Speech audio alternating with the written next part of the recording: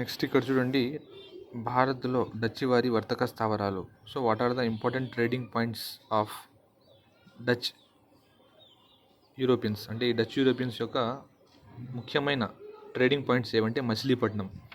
So Machilipatnam it is on the coastal border of Andhra Pradesh. So it was established in the year 1605. 1605లో దీన్ని ఏర్పాటు చేశారు. So at that time who granted the permission means it was Mohammed Quli Qutub Shah. It was Mohammed Quli Qutub Shah in the year 1605. So next దాని తర్వాత 1605 తర్వాత next Pulicat. Pulicat is also one of the coastal trading centre. Pulicat 1610. So భారత్లో Dutch వారి ప్రధాన వర్తక స్థావరం పులికాట్. పులికాట్ అంటే మనకు తెలిసినదే, పులికాట్ సరస్సు, కొల్లేరు సరస్సు. సో పులికాట్ అనేది it is also important trading point.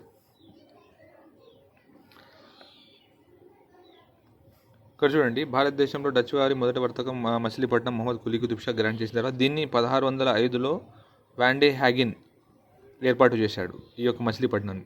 ఈ పులికాట్ ట్రేడింగ్ సెంటర్ని ఎవరు ఏర్పాటు చేశారంటే it was Van Reede. Van Reede అనే ఒక సైలర్ అనుకోండి, ఈ యొక్క కంపెనీ యొక్క ఎంప్లాయీ అనుకోండి. సో ఈ 2 పర్సన్స్ ఏర్పాటు చేశారు, మచిలీపట్నంని వాండే హ్యాగిన్, నెక్స్ట్ ఈ యొక్క పులికాట్ని వాన్ రీడ్, వీళ్ళు ఏర్పాటు చేశారు. సో మన ఆంధ్రప్రదేశ్లో ముఖ్యమైన ట్రేడింగ్ సెంటర్స్ ఒకటి మచిలీపట్నం, సెకండ్ పులికాట్. ఇది 1605లో మచిలీపట్నం, 1610లో పులికాట్.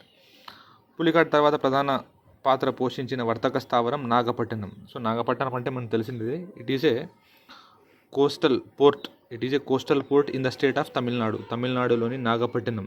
ఈరోజు కూడా మనకు నాగపట్టినము, ఈ యొక్క పుహర్ మనకు తెలిసిన విషయమే. ఇవన్నీ ముఖ్యమైన ట్రేడింగ్ ఎప్పటి నుంచి, చోలాస్ టైం నుంచి. These important ports, that is Puhar, Nagapattinam, ఇవన్నీ ముఖ్యమైన వర్తక స్థావరాలు. సో పులికాట్ తర్వాత ప్రధాన పాత్ర పోషించిన వర్తక స్థావరం నాగపట్టినం. నెక్స్ట్ మొహమ్మద్ కుతుబ్ షా రాజ్యానికి వచ్చేంత వరకు ఆంధ్రదేశంలో వజ్రపు గనులు కూడా వీరి ఆధిపత్యంలో ఉన్నవి. సో ఇవన్నీ ఈ విధంగా ఈ యొక్క గోల్డ్ మైన్స్ అంటారు కదా, ఈ గోల్డ్ మైన్స్ కూడా వీళ్ళ యొక్క కంట్రోల్లో ఉండేటివి. ఈ యొక్క కుతుబ్ షాహీ డైనస్టీ ఉన్నారు కదా, వాళ్ళ యొక్క కంట్రోల్లో ఉండేటివి గోల్డ్ మైన్స్ ఇవన్నీ, ఈ డైమండ్ మైన్స్. రత్నాలతో పాటు చేశారు వీరు. రత్నాల వ్యాపారంతో పాటు నీలిమందు అంటే ఏమి, ఓపియం అంటాం మనం, ఓపియం డ్రగ్ అంటాం, ఓపియం డ్రగ్. నీలిమందు, నూలు, కలంకారీ, ముతక దుస్తులను విదేశాలకు ఎగుమతి చేసేవారు. ఎగుమతి అంటే ఎక్స్పోర్ట్ చేసేవారు. సిల్క్ పింగాణి వస్తువులను భారతదేశంలోకి దిగుమతి చేసేవారు. దిగుమతి అంటే ఇంపోర్ట్. పింగాణి అంటే మనకు తెలిసిండేదే, పోర్సిలైన్ అంటారు, పోర్సిలైన్. నెక్స్ట్ వీరి కాలంలో కొరింగాలో ఓడల నిర్మాణం జరిగేది. అంటే మీ షిప్ బిల్డింగ్ ఇండస్ట్రీ అంటాం మనం. ఇప్పుడు మనకు తెలుసు ఈ యొక్క ముంబై మజగాన్ డాక్ అంటాం, మజగాన్ డాక్. ఆ డాక్లో షిప్ బిల్డింగ్ ఇండస్ట్రీ ఉంది. సో అప్పట్లో which is famous for ship building industry means Coringa. So అక్కడ షిప్ బిల్డింగ్, పెద్ద పెద్ద లాంచీలు, స్టీమర్లు అక్కడ తయారయ్యేటివి. సో చిట్టవలసలో వీరు జనపనార పరిశ్రమను స్థాపించారు. చిట్టవలస, సో మన ఏపీలోని చిట్టవలసలో వీరు జనపనార పరిశ్రమను స్థాపించారు. జనపనార అంటే జూట్ అంటాం మనం, జూట్. మనం చూస్తుంటాం గన్నీ బ్యాగ్స్ అంటాం, గన్నీ బ్యాగ్స్.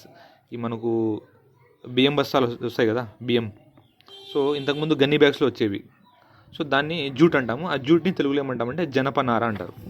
సో నెక్స్ట్ వీరి ఆంధ్ర స్థావరాలు. ముఖ్యమైన వీరి ఆంధ్ర స్థావరాలు ఏవేవంటే నరసాపురం. ఇవన్నీ కోస్టల్ ఏరియాసే, ఎందుకంటే వాళ్ళ ట్రేడ్ మ్యారిటైమ్ ట్రేడ్ కాబట్టి. సో మ్యారిటైమ్ ట్రేడ్ అంటే ఏమి, ట్రేడ్ త్రూ సీ రూట్. సో వాళ్ళు ఎక్కువ వాళ్ళ యొక్క ట్రేడింగ్ పాయింట్స్, సెటిల్మెంట్స్ అనేవి ఎక్కడ ఎస్టాబ్లిష్ చేశారంటే along the coastal area of Andhra Pradesh.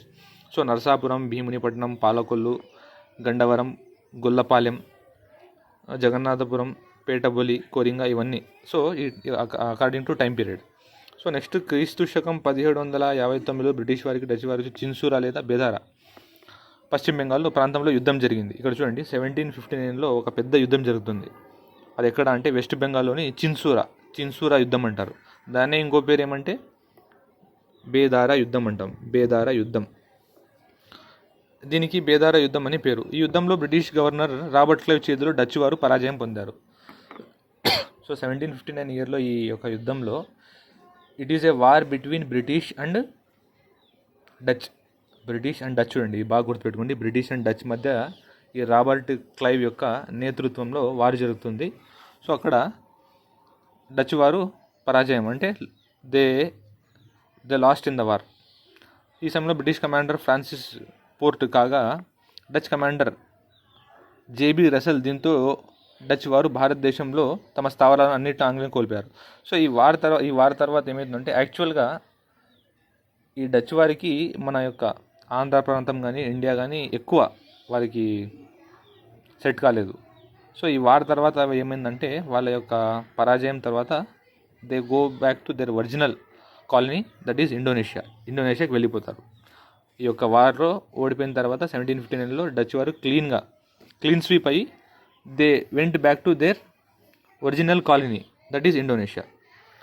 ఈ విధంగా చూడండి, ఈ విధంగా ముఖ్యమైన పోర్ట్స్ మచిలీపట్నం, పులికాట్ ముఖ్యమైన స్థావరాలు డచ్ వారివి 1605, 1610.